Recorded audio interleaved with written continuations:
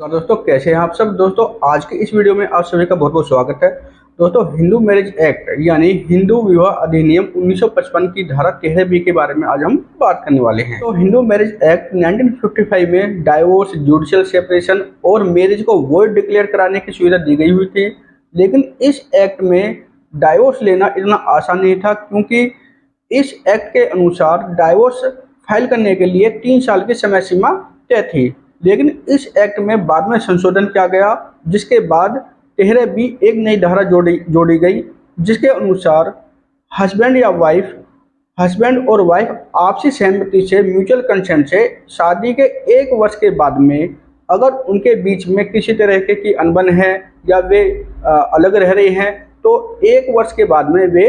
Mutual consent के आधार पर divorce file कर सकते हैं। पिटीशन फाइल करने वाले दोनों पक्षकार 1 वर्ष या 1 वर्ष से अधिक समय से अलग अलग रह रहे हैं और वे परस्पर एक साथ नहीं रह सकते, और वे इस बात पर भी सहमत हैं कि इस विवाह को, इस मैरिज का विघटन कर दिया जाए, तलाक दे दिया जाए। दोस्तों जब दोनों पक्षकारों के द्वारा म्यूचुअल कंसेंट से, आपसी सहमति से डाइवोर्स की पिटीशन हिंदू मैरिज एक्ट की धारा 13B सब सेक्शन 1 के अनुसार कोर्ट में, सिविल कोर्ट में पेश की जाती है, तो पेश होने के बाद में उस पिटीशन पर फैसला लेने के लिए 6 महीने की डेट कोर्ट के द्वारा दी जाती है। यानी कि 6 महीने के बाद में दोनों पक्षकारों के द्वारा फिर से हिंदू मैरिज एक्ट की धारा 13B सब सेक्शन 2 के अनुसार एक और पिटीशन फाइल की जाती है, जिसमें फर्स्ट पिटीशन में दी गई टर्म कंडीशन अगर पूरी होती है तो सेकंड मोशन यानी कि सेकंड पिटीशन जब फाइल की जाती है, तो उस पिटीशन के आधार पर सिविल कोर्ट के द्वारा डाइवोर्स करा दिया जाता है, विवाह विघटन करा दिया जाता है, विवाह विच्छेद करा दिया जाता है, और विवाह विच्छेद की डिक्री कोर्ट के द्वारा पारित कर दी जाती है।